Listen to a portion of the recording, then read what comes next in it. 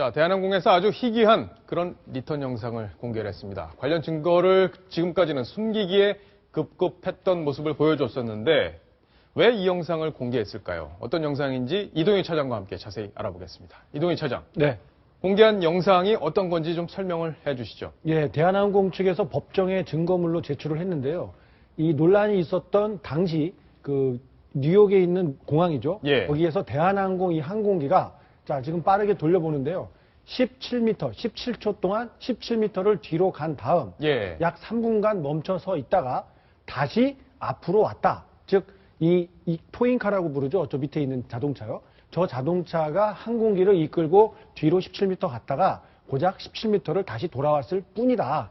비행기 날지도 않았고 멀리 이동하지도 않았다. 그리고 그 견인차에 의해서 움직였지 항공기가 스스로 움직인 것도 아니다. 예. 그렇기 때문에 항공보안법 위반이 아니다. 항공보안법상 그 항로에 해당하지 않는다. 이런 주장을 하기 위해서 이 영상을 처음으로 공개했습니다. 그렇군요. 자, 지금 영상을 보면 어쨌든 한 17m를 뒤로 갔다가 다시 왔는데 이게 항로 변경을 한 거냐 아니냐 바로 이 논란일 텐데 검찰은 항로 변경이라고 보는 거고 그렇죠. 자, 대한항공 측은 아니다 이런 건데 여상원 변호사께서 보시기에는 어떻습니까? 여기 운항이 아니라고 한 건 잘못된 것 같고요. 예. 토잉카에 의하든 어쨌건 비행기가 움직이면 탑승구에서 게이트를 닫고 움직이면 이게 운항으로 봐야 될 것 같고요. 다만 이게 지금 문제가요. 항공보안법상 1년 이상 10년 이하의 징역이 아주 중죄로 되어 있습니다. 예. 그런 경우에 볼 때 이 육상에서 17m를 움직인 게 물론 조현아 전 부사장 아주 비난받아 마땅하고 대한항공의 기장도 아주 부적절한 처신을 한 건 맞지만 예. 1년 이상 10년 이하의 징역을 한 걸 볼 때는 이거는 항로, 비행기가 이륙해서 어떤 잘못된 구역으로 들어가거나 이런 걸 말하는 것으로 본다는 게 대한항공 측의 입장이고 제 입장에서도 법률가의 입장에서는 그 말에 상당히 그 수긍할 만한 점이 있다. 예. 그리고 대한항공도 그렇기 때문에 이 영상을 제출한 것이라고 보입니다. 자, 그러니까 여기 보면 대한항공이 이런 주장을 하네. 항로는 고도 200m 이상의 관제구역을 의미해 항로 변경이 아니다. 그러니까 관련법으로 처벌할 수 없다 이런 주장을 요거는 하는데. 대한항공의 주장이고요. 예. 법에 특별히 규정되는 건 아니고. 법에는 이런 내용이 법관이 없는 거죠. 결국은 요 정도를 항로 변경으로 볼 것이냐 말 것이냐. 이 법관이 나중에 판단하게 되는 겁니다. 예. 자, 조수인 차장께 질문 하나 드릴게요. 자, 어쨌든 그 안에 지금 타고 있었던, 잠시 전에 봤던 그 비행기가 바로 조현아 전 부사장이 타고 있는 비행기일 텐데, 거기 승객들이 다 앉아 있었잖아요. 네. 그러면 이 법에 따라서 처벌을 받느냐 안 받느냐라는 논란을 제쳐두고라도 승객들에 대한 피해, 이런 것들은 어떻게 배상을 받아야 되고, 또 그 부분에 대한 처벌은 어떻게 해야 되는 겁니까? 글쎄요, 이게 지금 그 대한항공 측에서는 항로 이탈이 아니다. 예. 항로 변경이 아니다. 이런 어떤 증거로 제시를 했겠습니다만 이게 200명이 넘는 승객이 한꺼번에 타고 아무 이유 고지 없이 17m 뒤로 후진을 했다는 것. 예. 이거 굉장히 좀 의아하게 생각할 수 있고요. 예. 제가 여상원 변호사님 설명할 때 예전에 제가 대법원 출입할 때 그 판례가 하나 있었는데요.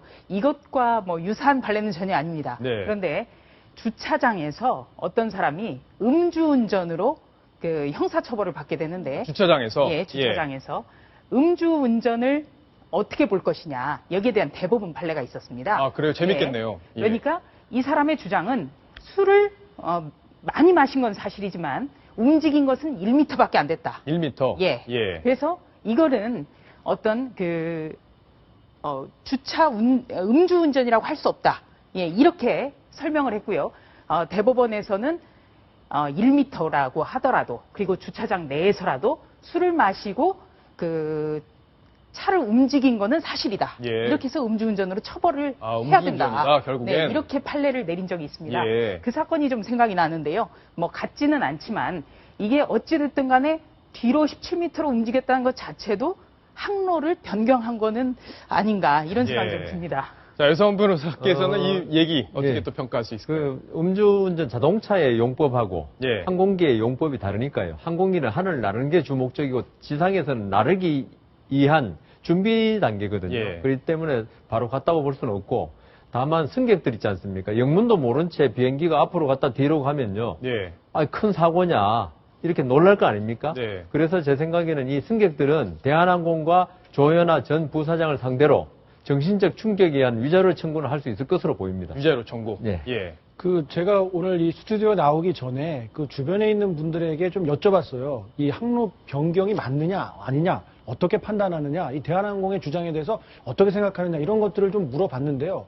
대다수 분들은 이런 생각을 해요. 그러니까 그 법률가들이 아니거든요. 그냥 평범한 샐러리맨들 뭐 이런 분들인데 무슨 그런 법이 있느냐. 예. 비행기가 가는 길이 항로지 저거 땅으로 갔기 때문에 저게 항로다가 아니라고 하면은 정말 말장난밖에 안 되는 거 아니냐. 예. 또 국민들 정서라는 게 뭐 다 맞는 건 아니지만 거기에 법적이 따져가지고 뭐 항로가 비행기가 떠야 되고 그럼 떠가지고 200m가 안 됐을 때는 그러면 또 안 되는 거냐. 그러면 테러범들이 100m 있을 때 야, 그쪽으로만 유지해서 이렇게 날아가. 그렇게 예. 되면 이거 항로 변경 안 되는 거냐. 뭐 이렇게까지도 또 반박을 하는 게 있어요. 그렇기 때문에 비행기가 문을 닫고 움직였으면 그게 비행기 가는 길이 항로지 어떻게 법적으로 그게 항로가 아니라는 주장을 펴는지 참 이 괴리가 너무 크다. 자, 만약에 이런 가정을 해볼 수 있겠네요. 만약에 누군가 테러범이 기장을 협박을 하는 거예요. 그래서 착륙해 있는 비행기를 지상으로 해서 이동시켰다. 그렇죠. 이 경우에는 항로 변경이 되는 거 아닙니까?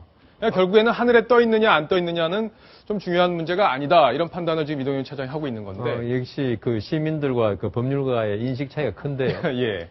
제가 볼 때는 만일에 그 조현아 부사장이 그때 위급했다. 예. 아주 중병으로 지금 빨리 내려서 다시 치료받아야 된다. 이때 항로 변경을 안 보겠죠. 그렇겠죠? 그렇겠죠. 예, 그리고 사유가 있었으니까. 그다음 활주로가 1, 2, 3, 4번 활주로가 있는데 1번으로 가려다가 어떤 기장이 잘못해서 2번으로 갔다. 항로 변경을 안 보겠죠.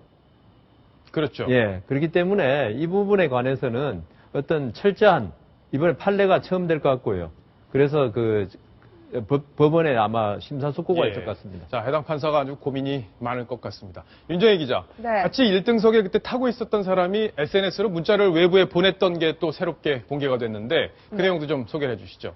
네, 당시 1등석에 조현아 전 부사장뿐만 아니라 33살 박모 씨도 타 있었습니다. 그때 박모 씨가요, 이 상황을 보면서 너무 놀래서 자신의 친구에게 SNS 문자 메시지를 보냈는데요. 그 내용이 재판에서 공개가 됐습니다. 예. 그 내용이 이러네요. 완전 미친 X다. 사무장 보고 내리라고 한다. 그러면서 어머 진짜 내리네 라고 얘기하죠. 굉장히 놀랐다는 겁니다.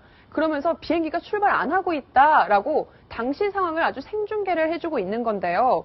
당시 이 승객 같은 경우에는 그 난동을 부리는 사람이 조현아 전 부사장인지 몰랐다고 해요. 예. 그러니까 일반 승객이 그렇게 난동을 부린 거라고 생각을 하고 굉장히 놀래서 저렇게 친구에게 문자를 보낸 건데요. 그 내용이 공개가 되면서 굉장히 아주 그 당시 분위기가 생생하게 전달이 된 거죠. 그랬네요. 그런데 재판정에서 저 승객뿐만 아니라 이 대한항공 그 직원들이 이 상황이 벌어진 이후에 보냈던 문자 메시지들도 공개가 됐거든요. 그리고 공개가 된 내용을 보면은 뭐 기운이 빠진다, 죽이고 싶다, 뭐 이런 내용들이 죽이고 있거든요. 싶다요? 예. 예. 그러니까 굉장히 당시 사내 분위기가 어땠는지, 얼마나 조현아 전 부사장에게 비관적이었는지 이런 부분을 아주 잘 알 수 있는 자, 부분입니다. 윤정희 기자께 짧게 하나 여쭙겠습니다. 네. 마지막 질문인데, 어제 공판이 있었잖아요. 첫 예, 공판. 어제 뭐 턱을 괜다는 내용을 저희가 처음으로 단독 보도를 해드렸었는데, 네.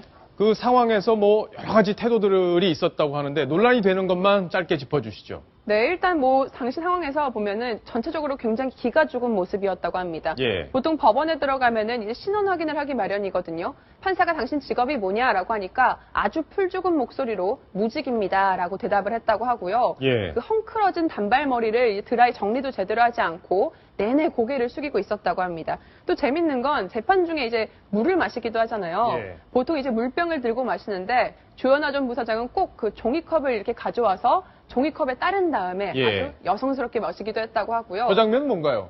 워낙에 이렇게 훌쩍훌쩍거리면서 손을 예. 얼굴에 대고 이렇게 기대고 있었나 봐요. 예. 그러니까 이제 법원 경위가 다가와서 콩콩 이렇게 책상을 칩니다. 예. 똑바로 앉으라는 거죠.